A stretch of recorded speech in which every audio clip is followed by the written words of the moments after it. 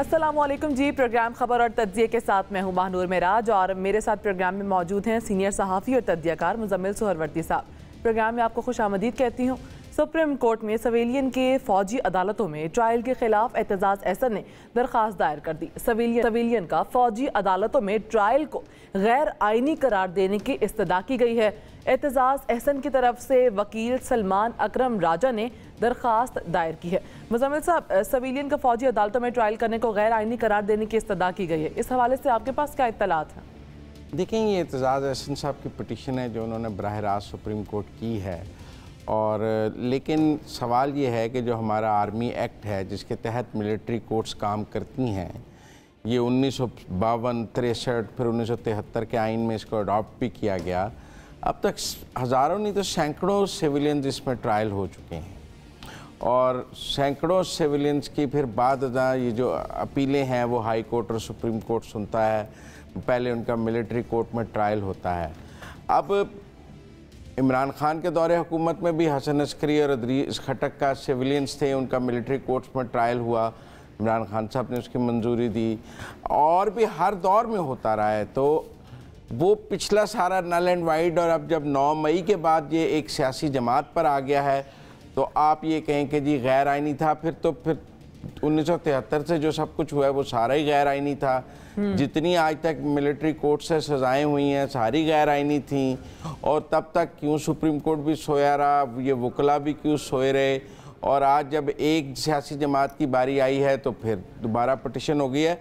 तो ये सवाल अपनी जगह मौजूद रहेगा कि अगर 1973 के इस आइन में ये सिविलियंस ट्रायल हो रहे हैं मिलिट्री कोर्ट्स में, और तब किसी को किसी हाई कोर्ट सुप्रीम कोर्ट को एतराज़ नहीं रहा, तो आज ये एतराज़ क्यों खड़ा हो गया है? क्या इसलिए खड़ा हुआ है कि एक ख़ास जमात की बारी आ गई है और उसके लिए कुछ लाडले का तस्वर भी अपनी जगह है?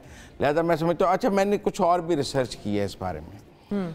दुनिया में सिर्फ पाकिस्तान में तो मिलिट्री कोर्ट्स में सिविलियंस को ट्रायल नहीं किया जाता है, इंडिया में भी किया जाता है, श्रीलंका में भी किया जाता है, अर्जेंटीना में किया जाता है, इसराइल में किया जाता है, टर्की में किया जाता है, थाईलैंड में किया जाता है, माली में, लेबनान में, मलेशिया में, रशिया में, ईरान में, क्यूबा, कीनिया, फिलिपीन, बहुत से ममालिक हैं दुनिया के जहाँ ये कानून मौजूद है कि अगर मिलिट्री इंस्टॉलेशंस पर कोई अटैक होगा या अगर कोई ऐसी जो दिफाई तनसीब के हवाले से कोई जुर्म होगा, तो अगर वो जुर्म किसी सिविलियन ने भी किया है तो उसका ट्रायल मिलिट्री कोर्ट में होगा। ये कोई पाकिस्तान का अनोखा कानून नहीं है कि आप कहें जी कि ये सिर्फ पाकिस्तान में है, और दुनिया के 20 ममालिक में ये कानून मौजूद है, और वहाँ मिलिट्री कोर्ट्स में सिविलियंस के ट्रायल होते हैं। तो इसलिए ये तो ऐसा नहीं है कि आप कहें जी कि पाकिस्तान में बड़ा हो रहा है। फिर अब तो खैर जो 9 मई के वाक़यात हुए हैं उन पर मिलिट्री कोर्ट्स में ट्रायल शुरू भी हो गए हैं, और 17 के करीब स्टैंडिंग कोर्ट्स ने काम शुरू किया है, वहाँ मुल्ज़मान को पेश किया जा रहा है। तो एतजाज़ एहसन साहब की ये रेट मैं समझता हूँ को पॉलिटिकल नैरेटिव बिल्डिंग के लिए तो हो सकती है, लेकिन इसकी कामयाबी के इम्कानात बहुत मेरे नज़दीक इतने ज़्यादा नहीं हैं, क्योंकि इतने ज़्यादा प्रेसिडेंट्स मौजूद हैं सिविलियंस के ट्रायल के कि इस मौके पर सुप्रीम कोर्ट के लिए इंटरवीन करना मुमकिन नहीं होगा। अच्छा मुजम्मिल साहब, दुनिया भर में जिस तरह आपने भी बहुत सारे ममालिक की बात की, दुनिया भर में सिविलियन मुकदमात की फौजी अदालतों में कार्रवाई पर तनकीद की जाती है। आपसे जानना चाहूँगी इसकी क्या वजह है? देखिए, इसको अच्छा नहीं समझा जाता, ये बात आपकी ठीक है, लेकिन जब दिफाई तनसीबात की हो जाए तो फिर जो महज़्ज़ब ममालिक हैं वहाँ भी मिलिट्री कोर्ट्स की मैंने कहा मिसालें दी हैं आपको, होता है। एक तो मैं समझता हूँ हमारा निज़ाम अदल जो है इंसाफ, अब आप देखें ना, जब हम दहशतगर्दी के ख़िलाफ़ जंग लड़े थे तब भी तो हमने दहशतगर्दों के मुकदमात मिलिट्री कोर्ट्स में भेजे थे, और इसी अदलिया ने कहा था आपने बहुत अच्छा किया, क्योंकि हमारी अदलिया दहशतगर्दों के मुकदमात सुनने की पोजीशन में ही नहीं थी। आज भी 9 मई के जो मुल्ज़मान हैं उनको जिस तरह का अदालती रिलीफ मिल रहा है वो तो मिलिट्री कोर्ट्स को मज़ीद जस्टिफाई कर रहा है कि सज़ाएँ या एहतसाब तो सिर्फ वहीं हो सकता है और कहीं नहीं हो सकता। तो इसलिए बुरा ज़रूर समझा जाता है, लेकिन दुनिया भर में मौजूद है, इसको स्पीडी ट्रायल का तरीका भी समझा जाता है, इसकी अपीलें नॉर्मल कोर्ट्स में आएंगी और वो अपनी जगह। लेकिन मैं एतजाज़ एहसन साहब की रेट के बारे में एक और बात करना चाहता हूँ। पीटीआई का अब ये है कि उनकी अपनी पीटीआई में तो इतनी सकत और जान नहीं रही कि अब वो कोई एहतजाजी तहरीक चला सकें, बहुत सारे लोग छोड़ गए हैं। इस्तेकाम पाकिस्तान पार्टी उसमें से बन गई है। वर्कर दिल बर्दाश्ता हैं, कुछ वर्कर्स मिलिट्री कोर्ट्स में अंडर ट्रायल चले गए हैं, बाकी डर गए हैं। तो अब एक वकला तहरीक शुरू करने का प्लानिंग की जा रही है। इस सिलसिले में चेयरमैन पीटीआई ने बहुत सारे शहरों के वकला के नुमाइंदों से पिछले दिनों में मुलाकातें भी की हैं। फिर बार्स में भी बहुत ज़्यादा ये लतीफ़ खोसा साहब, एतजाज़ हसन साहब और सब लोग जा रहे हैं और कोई पीर से एक वकला तहरीक शुरू करने की कोशिश की जा रही है। आप क्या समझते हैं कि आपके पास क्या इतलात हैं कि कौन ये तहरीक चलाएगा? देखिए ना जी, वकला के नुमाइंदे ही चलाएंगे, लेकिन ये इन सपोर्ट ऑफ पीटीआई और चेयरमैन पीटीआई वो चलाना चाह रहे हैं। इसीलिए पिटीशन की है सुप्रीम कोर्ट में। फिर तहरीक में कहेंगे कि हमारी पिटीशन सुनी नहीं जा रही, जल्दी सुनी जाए। फिर पहले भी मतलब पीटीआई ने भी सुप्रीम कोर्ट के बाहर वकला का एक मुजाहरा किया, फिर पीडीएम ने सुप्रीम कोर्ट के बाहर वकला का एक मुजाहरा किया, फिर पीडीएम ने एक सियासी जलसा किया सुप्रीम कोर्ट के बाहर। तो मुझे ये लग रहा है कि जो अब नेक्स्ट फेज़ है पीटीआई की एहतजाजी सियासत का, वो वकला तहरीक की शक्ल में सामने आ रहा है। क्योंकि अब उनके अपने कारकुन तो इस पोजीशन में नहीं है कि वो कोई एहतजाजी तहरीक चला सकें, तो लिहाजा वो वकला के ज़रिए अब कोई तहरीक चला के तो चेयरमैन पीटीआई उसको आगे लेकर चलना चाहते हैं। उसमें एतजाज़ हसन साहब और लतीफ़ खोसा साहब कलीदी किरदार अदा कर रहे हैं। फिर हामिद खान भी हैं, बहुत सारे सीनियर वकला उनके साथ इसमें हैं जो इस तहरीक को चलाना चाहते हैं। अच्छा मुज़म्मिल साहब, ये बताएं कि ये स्पेसिफिक जो अदालतें हैं सिविलियन वाली, ये इसमें किन किन के खिलाफ मुकदमात चलते हैं? इसके साथ साथ मुझे ये भी बताइएगा कि क्या इन अदालतों में फेयर ट्रायल होते हैं? देखिए, ये एक डिफ़िकल्ट क्वेश्चन है कि फेयर ट्रायल की डेफिनेशन क्या है। कई दफ़ा तो ये भी कहा जाता है कि फेयर ट्रायल तो शायद आफिया सिद्दीकी को भी नहीं मिला। अमेरिका में 86 साल की कैद है और वहाँ जहाँ अदालती निज़ाम बहुत अच्छा समझा जाता है, हम कह सकते हैं आफिया सिद्दीकी को फेयर ट्रायल नहीं मिला। कुछ लोगों का ख्याल है कि लंदन में फेयर ट्रायल नहीं मिलता, कुछ का ख्याल है वहाँ फेयर ट्रायल मिलता है। ये तो अपना अपना मौक़िफ़ है, लेकिन मैं समझता हूँ ट्रायल वहाँ होता है और स्पीडी ट्रायल हो जाता है। हमारी अदालतें स्पीडी ट्रायल नहीं कर सकती। यहाँ 10-10 साल ट्रायल चलता रहता है, वहाँ 3 माह में कंक्लूड हो जाता है और ड्यू प्रोसेस ऑफ लॉ को पूरा करने की कोशिश की जाती है। देखिए, ये जो ड्यू प्रोसेस ऑफ लॉ है, इसमें एक तो ये भी है कि अगर तारीख मांगी जाए, एडजमेंट दी जाए, क्या एडजमेंट देना ड्यू प्रोसेस ऑफ लॉ है या रोज़ाना समाअत करना ड्यू प्रोसेस ऑफ लॉ है। लेकिन मैं समझता हूँ वहाँ वकील करने का हक़ मौजूद है, गवाह पेश होते हैं, जिरा होती है, वही प्रोसीजर है जो सिविलियन अदालतों का है। लेकिन वो मिलिट्री कोर्ट्स होती हैं और वहाँ पर तारीख नहीं मिलती, एडजमेंट नहीं होती, आपकी कार्रवाई बहुत तेज़ी से आगे बढ़ती है। हमारी सिविलियन अदालतों में वकला तारीखें ले लेते हैं, लंबी लंबी एडजमेंट्स ले लेते हैं, ट्रायल को लंबा कर लेते हैं, जो वहाँ मुमकिन नहीं है। अच्छा मुज़म्मिल साहब, जो फैसले आते हैं, जो डिसीजन लेते हैं मिलिट्री कोर्ट्स में, तो आप समझते हैं कि उस पर भी क्या क्वेश्चन मार्क होता है?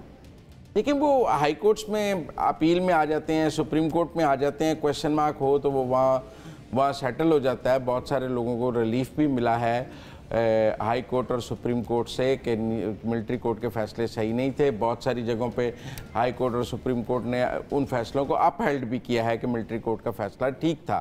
तो दोनों तरह की मिसालें मौजूद हैं। आप कोई किसी तरफ की एक की मिसाल उठा के जौन सी मर्जी दलील बना लें, लेकिन बहरहाल ये मिसालें अपनी जगह मौजूद हैं। लेकिन क्या जो अब वकला की तहरीक बनाने की कोशिश की जा रही है वो इफ्तिखार चौधरी की बहाली वाली तहरीक बन जाएगी? मुझे नहीं लगता, क्योंकि इस वक्त वकला के अंदर डिवीजन मौजूद है। पीडीएम का भी के साथ भी बार्स हैं, उनके साथ भी बार्स हैं, तो इस डिवीजन की वजह से वहाँ इत्तफाक राय वकला में ज़रा मुश्किल नज़र आएगा। अच्छा, मुश्किल नज़र आ रहा है, सही है। मुज़म्मिल साहब, मुशीर एहतसाब इरफान कादर ने कहा है कि जज रिटायर्ड भी हो जाएं तो फिर भी उनके खिलाफ केस जो है वो चल सकता है। ये किसकी तरफ इशारा है? ये साकिब निसार साहब की तरफ इशारा है। ये आप समझें कि वो कह रहे हैं कि साकिब निसार साहब के ख़िलाफ़ हम जो साबिक चीफ जस्टिस हैं उनके ख़िलाफ़ हम अब भी कार्रवाई करना चाहते हैं। देखें, इरफान कादर साहब की जो आज की मीडिया टॉक है ना, वो काफ़ी मुझे लगा कि सस्पिशियस है। मतलब एक तरफ तो वो ये उसमें वो ये कह रहे हैं कि जी जजिस का ने अपना एहतसाब का निज़ाम खुद बनाया हुआ है कि वो सुप्रीम जुडिशल काउंसिल में ही सिर्फ उनका एहतसाब हो सकता है, फिर आप ब्यूरोक्रेट्स को और सियासतदानों को सबको अपना अपना एहतसाब का निज़ाम बनाने की इजाज़त दे दें, क्योंकि आपने अदलिया को मुकद्दस गाय रखा हुआ है। अगर आप ये हैसियत ख़त्म करते हैं, उनका मौक़िफ़ है कि जजेस के करप्शन के केसेस भी नैब में जाने चाहिए। जो मुझे समझ आई है उनकी बात कि जी अगर सुप्रीम जुडिशल काउंसिल नहीं करती तो जो एहतसाब के दूसरे इदारे हैं उन्हें तो काम करने दें। अब दुनिया भर में ऐसा नहीं है। जजेस के एहतसाब का एक ख़ास तरीक़ाकार होता है, वो बाकी सिविलियन के एहतसाब से मुख्तलिफ ही रहा है। लेकिन इस हद तक इरफान कादर साहब की बात ठीक है कि अगर आप 2-2 साल, 4-4 साल, 5-5 साल सुप्रीम जुडिशल काउंसिल का इजलास ही नहीं बुलाएंगे, वहाँ पर जो रेफरेंस हैं वो पड़े रहेंगे, उन पर कोई एक्शन ही नहीं होगा, तो फिर आप एहतसाब के निज़ाम को दरवाज़ा बंद करके ताला लगाकर भी तो नहीं रह सकते हैं। देखें, जस्टिस मुज़ाहिर अली नकवी के ख़िलाफ़ रेफरेंसेस आए, उस पर बहुत शोर हुआ, टॉक शोज़ हुए, हमने सारे टॉक शोज़ किए, बातें की, लेकिन सुप्रीम जुडिशल काउंसिल का इजलास नहीं हुआ। मैं समझता हूँ कि अगर उनके ख़िलाफ़ सारी दरखास्तें, सारा रेफरेंस, सब कुछ बोगस था, फिर भी सुप्रीम जुडिशल काउंसिल का इजलास करके उसको बोगस करार दे देते या उस पर इंक्वायरी का हुक्म दे देते, कोई तो कार्रवाई सुप्रीम जुडिशल काउंसिल को करनी चाहिए थी ना, चाहे हक में करती चाहे खिलाफ। आप सुप्रीम जुडिशल काउंसिल को ताला लगाकर तो मुल्क अदलिया का निज़ाम नहीं चला सकते हैं कि चीफ जस्टिस साहब उसका इजलास ही ना बुलाएं।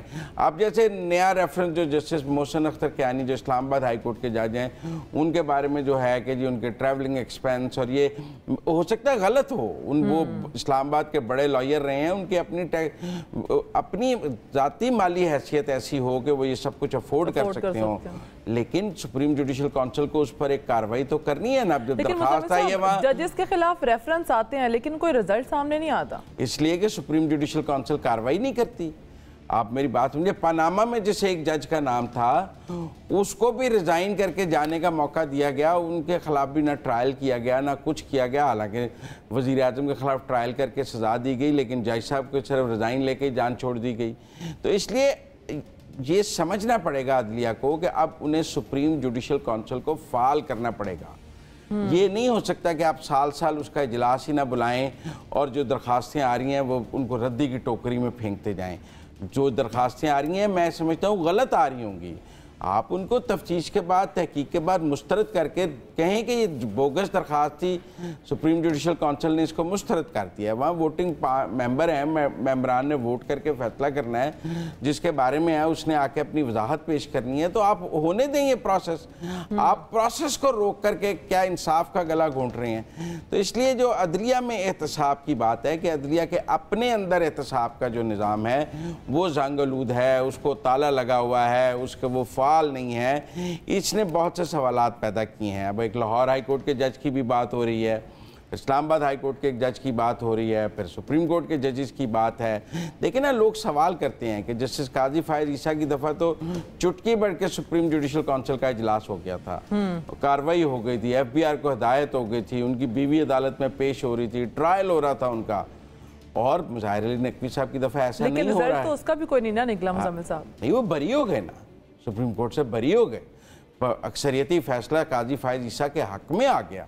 एक प्रोसेस ऑफ लॉ के जरिए वो उन्होंने खुद को बरी कराया, खुद को बेगुनाह साबित किया। मैं समझता हूँ जस्टिस मुज़ाहिर अली नकवी को, मोहसिन अख्तर कियानी को, बाकी जजेस को इस प्रोसेस से गुजरने में क्या प्रॉब्लम है? जिस तरह अभी आपने कहा है कि अदलिया पर सवाल उठते हैं, तो आप क्या समझते हैं कि कौन जिम्मेदार होता है, कौन एहतसाब को रोकता है? देखिए, जो सुप्रीम जुडिशल काउंसिल को का इजलास बुलाने का इख्तियार रखता है वो चीफ जस्टिस पाकिस्तान है। उन्होंने अगर वो नहीं बुला रहे तो ये फिर इसके बारे में कानून साजी की जाएगी कि जी वो इजलास और मेंबरान भी बुला सकते हैं। आप देखें ना, जस्टिस सरदार तारिक ने और जस्टिस काजी फायद ईसा ने ख़त भी लिखा चीफ जस्टिस पाकिस्तान को कि आप सुप्रीम जुडिशल काउंसिल का इजलास बुलाएं, लेकिन उनके वो दोनों मेंबरान हैं सुप्रीम जुडिशल काउंसिल के, लेकिन नहीं बुलाया गया। तो ये जो सवाल है कि वो उसका इजलास ना बुलाकर आप एहतसाब का गला घोंटेंगे, ये इस पर आज इरफान कादिर साहब ने बात की है। मैं समझता हूँ काफ़ी हद तक ये बात ठीक है, इजलास बुलाना चाहिए और कार्रवाई करनी चाहिए मेरिट के मुताबिक। और दूसरी वो जो मेरा ख्याल है मिलिट्री कोर्ट्स वाली है, अगर सुप्रीम कोर्ट को वैसे तो मेरे ख्याल में पहली पेशी पे ही उसको मुस्तरद कर देना चाहिए, क्योंकि इतने सालों से हो रहा है।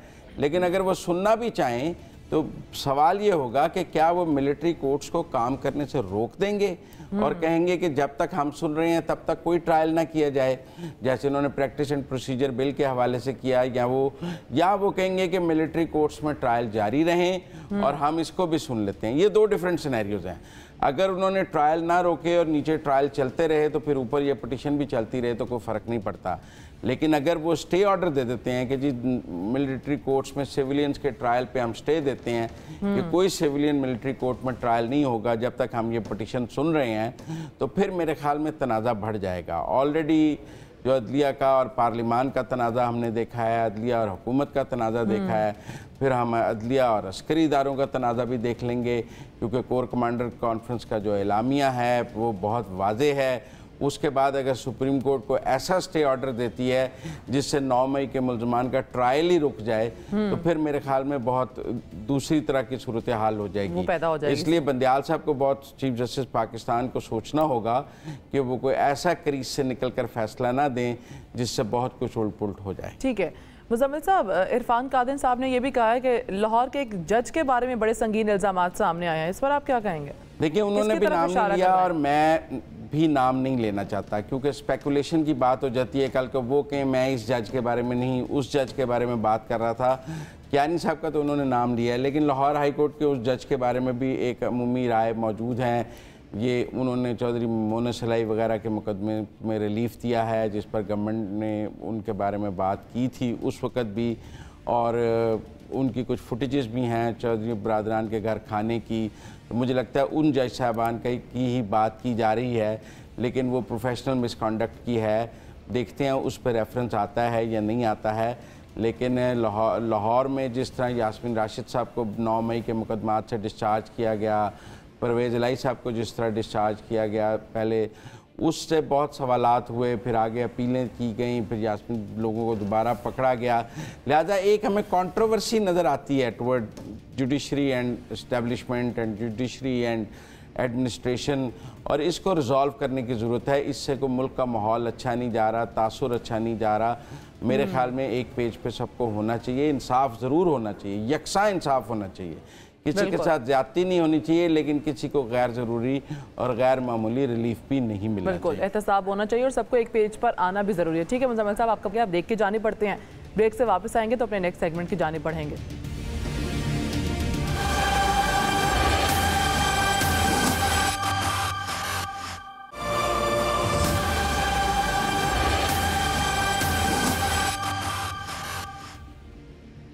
वेलकम बैक नाजरीन। हुकूमत और TLP के दरमियान मुज़ाकरात कामयाब हो गए। तहरीके लब्बैक पाकिस्तान का एहतजाज ख़त्म करने का ऐलान कर दिया गया।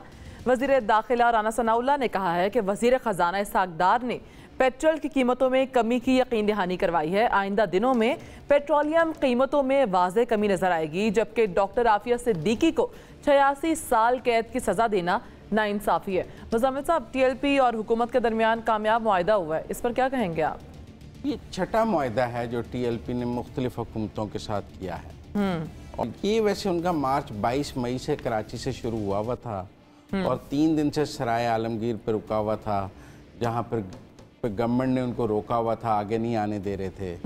अब ये अजीब अंदाज़े सियासत है कि वो चंद हज़ार लोग लेकर इस्लामाबाद की तरफ चल पड़ते हैं और फिर अगर उनको रोका जाए तो फिर वो एक आधे मुआहदे की शक्ल अख्तियार कर लेते हैं। मैंने ये मुआहदा पढ़ा है।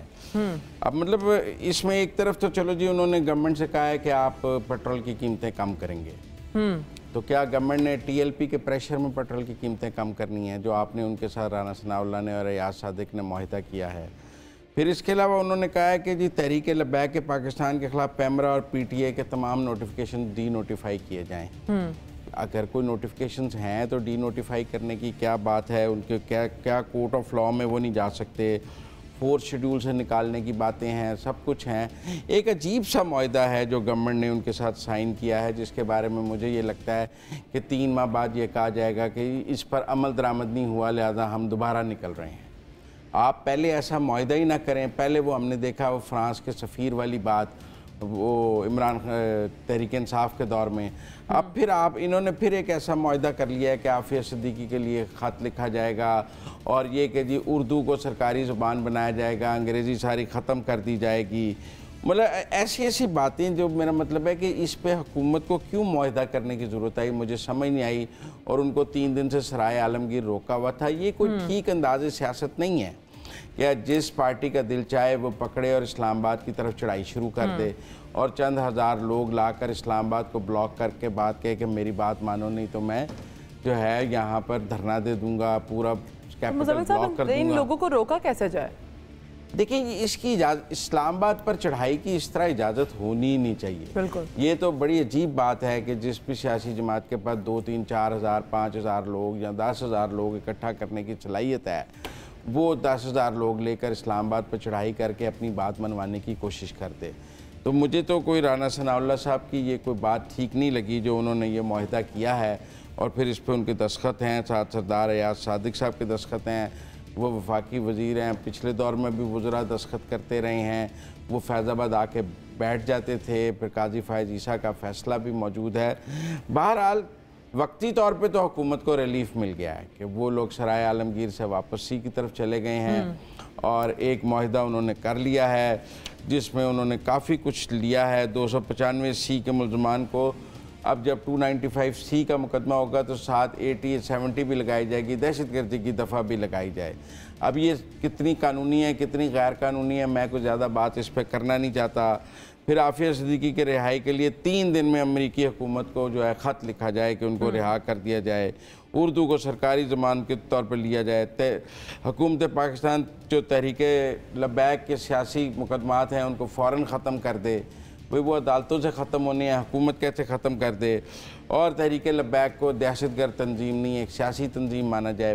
और उसके लिए आपको सियासत करनी चाहिए। देखिए, ये आप जब भी 6 महीने साल बाद यकदम उठते हैं इस्लामाबाद पर चढ़ाई शुरू कर देते हैं और एक लॉन्ग मार्च लेके निकल पड़ते हैं। और इसका परमानेंट हल क्या है मुजम्मिल साहब? तो मैं समझता हूँ कि इस पर बहुत कानून साजी की भी ज़रूरत है। दूसरा, सियासी जमातों को खुद भी ये समझ होनी चाहिए कि ये कोई काम नहीं है कि आप इस्लामाबाद पर चढ़ाई शुरू कर दें या चंद हज़ार बंदे ला के सड़कों पर बिठा दें, धरना दे दें, फिर उसके बाद कहें कि जब तक हमारी बात नहीं मानी जाएगी हम नहीं उठेंगे। एहतजाज के लिए मखसूस जगह होनी चाहिए। जब तक कि कोई बहुत ऐसी बड़ी वजह ना हो जाए कि आप कहें जी कि भूचाल ही आ गया है। अब ये जो है इनके लिए कोई इस्लामाबाद धरना देना ज़रूरी था, लेकिन आपको लगता है कि आप यह करेंगे तो आप हुकूमत को नीचे लगा लेंगे, हुकूमत आपके सामने सरेंडर कर जाएगी और हुकूमत सरेंडर कर भी जाती है। आप ये देखें ना कि कौन सी हुकूमत हो, शायद खान की हुकूमत ने सरेंडर किया, इमरान खान की हुकूमत ने सरेंडर किया 2-3 दफ़ा, शेख रशीद ने सरेंडर किया, राना सनाउल्लाह ने भी सरेंडर कर दिया। तो मैंने ये देखा है कि सब ही सरेंडर करके एक मुआहदा करके वक्ती तौर पर बला को टालना चाहते हैं, जो कोई हुकूमत की तरफ से दुरुस्त हिकमत अमली नहीं है। माजी में जो कर रहे थे वो भी गलत कर रहे थे, उसका नुकसान हुआ। आज भी जो कर रहे हैं इसका नुकसान होगा। वो कल भी इसको एक्सप्लॉइट करते थे कि जी मुआहदा हुआ हुआ है पूरा होना चाहिए, ये अब भी इसको एक्सप्लॉइट करेंगे कि जी मुआहदा हुआ हुआ है उसको पूरा होना चाहिए। तो मुजम्मिल साहब, जिस तरह TLP की जानिब से ये मुतालबा किया गया है कि 30 जून तक जो है वो पेट्रोल की कीमतें कम की जाएंगी, फिर उसके बाद 15 जुलाई की डेट दी गई है, आप समझते हैं कि हुकूमत सिर्फ ये मुआहदा ही किया या फिर इसमें वाकई कमी की जाएगी?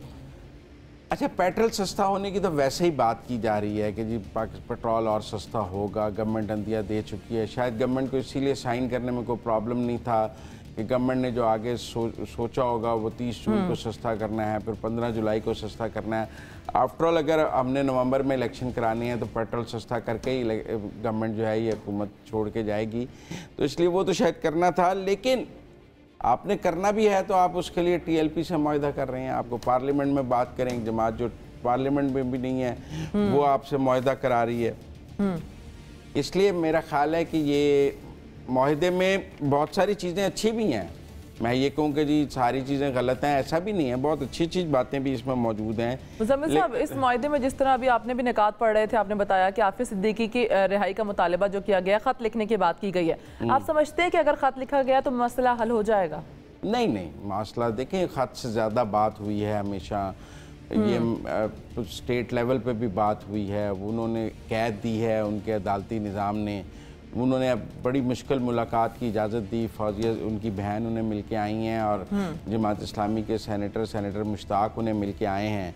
लेकिन मेरा नहीं ख्याल कि देखें कि अमेरिकी हुकूमत उनको रिहा करके पाकिस्तान भेज देगी।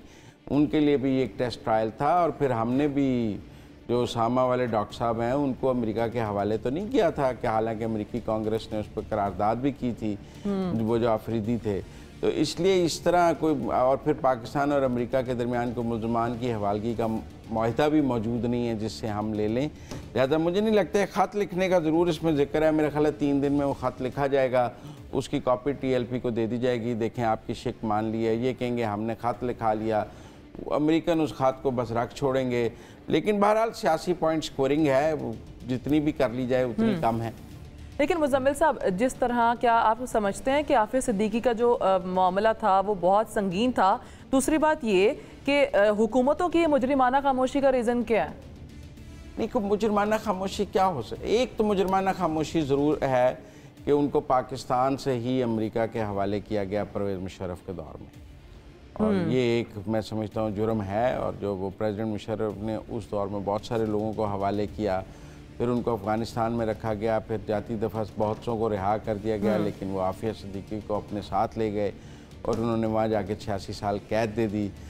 लेकिन अब जब वो अमरीकियों के गुआंतानामो बे में अमरीकियों ने बहुत से पाकिस्तानियों को रखा हुआ था, सारे वापस आ गए हैं, लेकिन आफिया सिद्दीकी को वो देने के लिए तैयार नहीं है और उनको उन्होंने सज़ा दी है और लोगों को जिनको तो, और इसलिए मुझे लगता है कि अमरीकी निज़ाम इंसाफ में अब गुंजाइश नहीं है कि जब तक आफिया सिद्दीकी की कैद पूरी ना हो वो पाकिस्तान के हवाले की वो रिहा होकर ही आ सकती हैं, या तो किसी अपील स्टेज में वो सेट असाइड हो जाए या सज़ा कम हो जाए, वो भी मुझे नहीं लगता। अच्छा मुजम्मिल साहब, अगर आफिया सिद्दीकी मौजूदा हुकूमत के दौर में ही वापस आती हैं तो क्रेडिट तो मौजूदा हुकूमत को मिल जाएगा? मुमकिन नहीं है ना बात तो, कि ये तो वो किसी डिप्लोमेटिक डील के नतीजे में आ जाएं कि अमेरिका को कोई बंदा यहाँ से चाहिए और वो बंदे के इवज़ हम को ट्रेड कर लें, डील कर लें, तो वो तो एक अलग बात है। लेकिन फ़िलहाल मुझे लीगली ये पॉसिबल नज़र नहीं आता कि जब उनका वहाँ ट्रायल होकर सज़ा हुई है तो उनकी जब तक बेल ना हो वो आ नहीं सकती,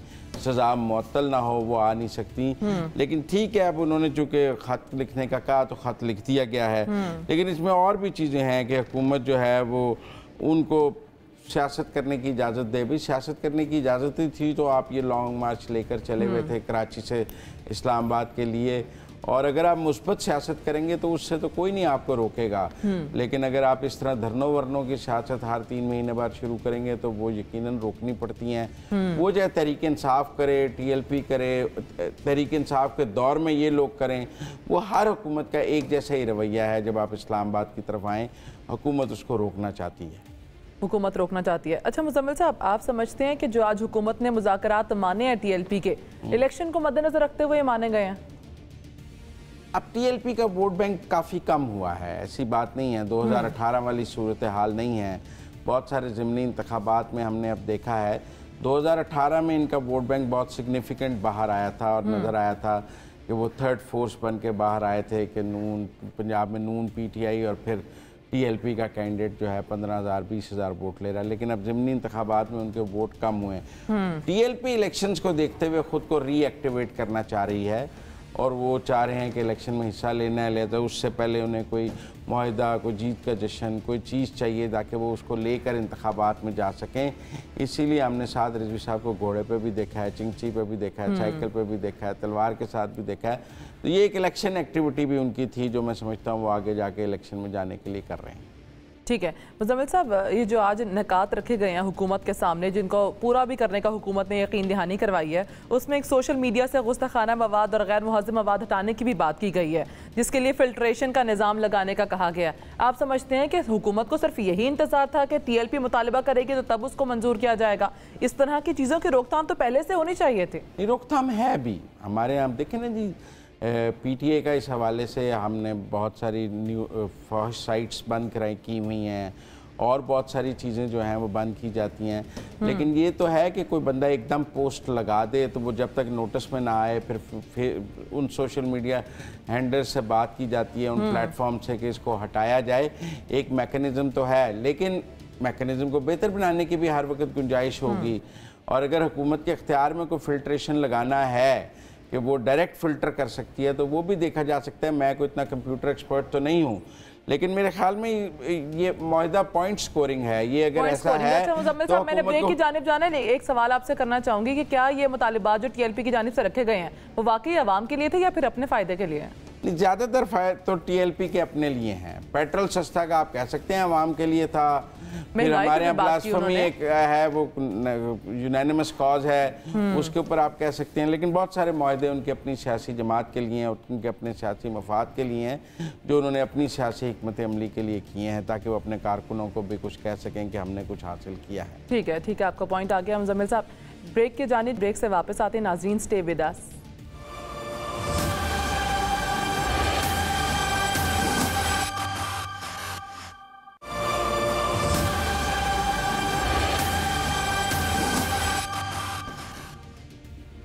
वेलकम बैक नाजरीन। आज अदालत में शहरियार आफरीदी पेश हुए और उन्होंने क्या कहा, पहले आपको वो सुनवाते हैं। राना सनाउल्लाह साहब ये कार्रवाइयाँ करवा रहे हैं क्योंकि आपने भी उनको जेल में डाला था। मैंने बिल्कुल नहीं डाला था। एक दफ़ा फिर मैं कहता हूँ कि एंटी नारकोटिक्स फोर्स को हेड करता है मेजर जनरल, उन्होंने अरेस्ट किया इंटेलिजेंस बेस्ड रिपोर्ट्स पे, उनके पास सब कुछ था। मुजम्मिल साहब, आपने उनकी गुफ्तगू सुनी है, काफ़ी बदले बदले लग रहे हैं वो, क्या कमेंट करेंगे आप? अब तो मेरा मतलब है वो कह रहे हैं कि मैंने तो बिल्कुल नहीं पकड़ा था, और उस दौर में ये कहते थे जान अल्लाह को देनी है और सब कुछ क्लियर है, 100% सच्चा केस है। वैसे तो पाकिस्तान में इंतकामी सियासत नहीं होनी चाहिए। आज देखें ना, शहरियार अफरीदी की गिरफ्तारी पर भी ये कहा जा रहा है कि जी राना सनाउल्लाह को इन्होंने पकड़वाया था तो राना सनाउल्लाह ने इनको पकड़वा दिया। हालांकि ये कंपैरिजन दुरुस्त नहीं है, लेकिन कंपैरिजन तो अपनी जगह मौजूद है। वैसे आपने अब चूँकि आज की शहरियार अफरीदी की बात सुना दी है, तो फिर ज़रा पुराना वो क्या कहते थे अपना दें, ताकि लोगों को समझ आ जाए वो भी मैं कि वो पहले क्या कहते रहे हैं और अब क्या कहते हैं। अब तो खैर चेयरमैन पीटीआई भी कहते हैं कि उसमें हमारा कोई कसूर नहीं था। फिर फवाद चौधरी साहब ने भी कहा कि चले मुजम्मिल साहब, उनकी पुरानी गुफ्तगू भी जो है वो भी हम अपने नाज़रीन को सुनवाते हैं। 3 हफ्ते तक कमोबेश राना सनाउल्लाह साहब की गाड़ी को हर शहर में फॉलो किया गया। उनकी फुटेजेस है, ये कैमरा फुटेजेस है, हर चीज। जब ट्रायल शुरू होगा, जब अदालत में मुकदमा शुरू होगा, वो तमाम चीजें दी जाएंगी। मैंने जान अल्लाह को देनी और हम सब ने अल्लाह को देनी। एक एक चीज अदालत में पेश हो, ट्रायल तो आने दें। मुजम्मिल साहब, बड़े डिफरेंट बयानात हैं उनके पहले के और अब के, मतलब क्या देख रहे हैं आप? उस वक्त तो देखे ना जी, वो पूरा राना सनाउल्लाह को मुल्ज़म या क्या मुजरिम साबित करने पे तुले हुए थे, और वो कह रहे थे कि हर चीज़ है मौजूद और हम पेश करेंगे अदालत में। उसकी ओनरशिप ले रहे थे। आज देखें ओनरशिप नहीं ले रहे हैं। उस वक्त कह रहे थे हमने ये किया है, आज कह रहे हैं हमारा इससे कोई ताल्लुक़ नहीं है। अगर आपने किया है तो आज भी कहें कि हाँ वो मैंने किया था और ठीक केस बनाया था। या तब आपको जिस वक्त आप इक़्तिदार में थे उस वक्त आप ये बयान देते जो आज आप अदालत में दे रहे हैं कि भाई मेरा इस केस से कोई ताल्लुक नहीं है। ये तो हमारी सियासत का ही अलमिया है ना, इक़्तिदार में जब बोलते हैं तो ये बिल्कुल पहचानते नहीं, इक़्तिदार के बाद ये लोग इस तरह के बयान देते हैं। इक़्तिदार जाने के बाद सब कुछ सच याद आ जाता है। आप ये देखें, ये हमने एक स्पेसिमेन बताया कि अगर यही शहरियार अफरीदी साहब जब वजीर थे, जो बयान आज इन्होंने अदालत में दिया है वही बयान वो उस वक्त देते कि भाई मेरा इससे कोई ताल्लुक नहीं है, मुझे कुछ नहीं पता, तो हम आज कह रहे होते कि बड़े बहादुर आदमी हैं, उन्होंने उस वक्त भी देखें ये बात कही थी, तो आज भी यही बात कह रहे हैं। लेकिन अगर आप उस वक्त उसकी ओनरशिप ले रहे थे, उसका क्रेडिट ले रहे थे, उसको अपनी ताकत बता रहे थे, माइट बता रहे थे, और आज आप उसके में खुद को बेकसूर साबित करना चाह रहे हैं, तो ये मीडिया का दौर है। आपके पुराने क्लिप्स मौजूद हैं, पुराने और नए इकट्ठे चलाए जाएंगे तो लोगों के सामने सूरत हाल आ जाएगी। आपको इससे बेहतर है वो कहते हैं हाँ हमसे गलत केस बना है, हमने गलत केस बनाया था, हमसे गलती हो गई। वो ज़्यादा बेहतर बात नहीं थी, बजाय इसके कि अब आप एक इदारे पर डाल के ख़ुद को बरी ज़िम्मा करना चाहें, तो मैं समझता हूँ ये कोई सही बात नहीं है। ऐसे बहुत से क्लिप्स मौजूद हैं जिनमें लोगों ने पुरानी बात कोई और की है, नई बात कोई और की है। पहले कहा जाता था कि अपोजिशन का क्या काम है सफ़ीरों को मिलने का, अब खुद सफ़ीरों को मिला जा रहा है। पहले कहा जाता था कि अपोजिशन का क्या काम है आर्मी चीफ को मिलने का, अब खुद मिलने की कोशिश। तो आप समझते हैं इंतकामी सियासत कभी रुक सकती है? ये जो सिलसिला हर हुकूमत करती है कभी रुकेगी? मैं समझता हूँ जमहूरियत इंतकामी सियासत के साथ नहीं चल सकती। या जमहूरियत चला लें या इंतकामी सियासत चला लें, दोनों इकट्ठे नहीं चल सकते। इकट्ठे नहीं चल सकते। एक चीज़ चलेगी, या जमहूरियत चलेगी या इंतकामी सियासत चलेगी। और अगर इंतकामी सियासत ख़त्म करनी है तो फिर जमहूरियत को जमहूरी दायरे इख्तियार में लेकर चलना पड़ेगा। बिल्कुल, दायरे इख्तियार में लेकर चलना पड़ेगा। की कोशिश नहीं करनी मुजम्मिल चाहिए। साहब, क्योंकि प्रोग्राम का टाइम कम है, आपसे एक और सवाल पर जवाब लेना चाहूँगी। एक बड़ा अफसोसनाक हादसा पेश आया है, कश्ती हादसा यूनान का, जिसमें कुल 750 अफराद सवार थे और 12 पाकिस्तानी समेत 104 अफराद को बचाया गया है। इसमें बेहतर मुस्तकबिल के कहाँ ये अफराद बैरून मुल्क जाने के लिए गैर कानूनी तरीका इख्तियार करते हैं, जिसमें इनको जान की बाजी से भी हाथ धोना पड़ता है। गैर कानूनी तौर पर बैरून मुल्क जाने वाले लोगों को कैसे रोका जाए? देखिए, ये ह्यूमन स्मगलिंग है। वैसे इन लोगों को जिसने भेजा था वो कराची से पकड़ा तो क्या है, ह्यूमन ट्रैफिकर्स जो हैं, लेकिन ये हमारे यहाँ बड़ी अफसोसनाक बात है कि लोगों, ये ह्यूमन स्मगलर्स जो हैं ये यहाँ लोगों को फंसा लेते हैं, उनसे लाखों रुपए लेते हैं, फिर उनको इस तरह कश्तियों में लावारस छोड़ते हैं कि यूरोप पहुँचा देंगे, कनाडा पहुँचा देंगे, अमेरिका पहुँचा देंगे। उनको कहीं ड्रमों में बंद रखते हैं, कहीं कंटेनर्स में बंद रखते हैं। ऐसी ऐसी दास्तान है कि मेरा मतलब है कि दिल रोने लग जाता है कि ये इनके साथ तो जानवरों से भी बुरा सलूक करते हैं। ये जब ह्यूमन स्मगलर्स इनको ले जाते हैं, खाने को नहीं देते हैं, बंद रखते हैं इनको, मतलब इनके साथ गुलामों जैसा सलूक करते हैं और ये इस उम्मीद में ये सारा सलूक बर्दाश्त करते हैं कि हम यूरोप पहुँच जाएंगे, हम कनाडा पहुँच जाएंगे। पाकिस्तान के अंदर FIA को बिलखसूस और दीगर इदारों को इन ह्यूमन स्मगलर्स के साथ कोई रियायत बिल्कुल कार्रवाई करनी चाहिए ताकि और सख्त कार्रवाई, और अदालतें सजाएं नहीं देती हैं, इनकी जमानतें हो जाती हैं, इनको सख्त सजाएं देनी चाहिए क्योंकि ये इंसानी जानों से खेलते हैं। बिल्कुल सही, आप दुरुस्त फरमा रहे हैं कि इस तरह के स्मगलर्स के खिलाफ जिम्मेदारों को हमारे यहाँ अक्सर अदालतों से छूट जाते हैं। जो असल मसला है कि ये अदालतों से छूट जाते हैं, जमानतें ले लेते हैं, फिर दोबारा काम शुरू कर देते हैं कि इनका मुसलसल यही काम है, हर वक्त सादालू लोगों को फंसाते रहते हैं। जितने ज़्यादा लोग फंस जाएं उतनी इनकी चांदी है, फिर उनका पीछे से पता भी नहीं करते। ये फ़रोख्त करते हैं, इतने यहाँ से बंदा लिया, तुर्की में बेच दिया, यूनान में बेच दिया, ईरान में बेच दिया, अफ़गानिस्तान में बेच दिया, उसने आगे बेच दिया। ये हैंडलर्स के हाथ बिकते बिकते, ऐसे तो जानवर नहीं बिकते जैसे ये इंसानों को बेचते हैं, लेकिन बहुत सख्त एक्शन। बिल्कुल बिल्कुल, ये ऐसे स्मगलर्स जो हैं उनके खिलाफ कार्रवाई होनी चाहिए ताकि मुस्तकबिल में इस तरह के वाक़यात से सके। आपका पॉइंट भी आ गया मुजम्मिल साहब, प्रोग्राम का टाइम ख़त्म हो रहा है। अगले हफ्ते हाजिर होंगे कुछ नई खबरों और उनके तज्जियों के साथ। महानूर मेराज और मुजम्मिल सोहरवर्दी को दीजिए इजाज़त। खुदा हाफ़िज़।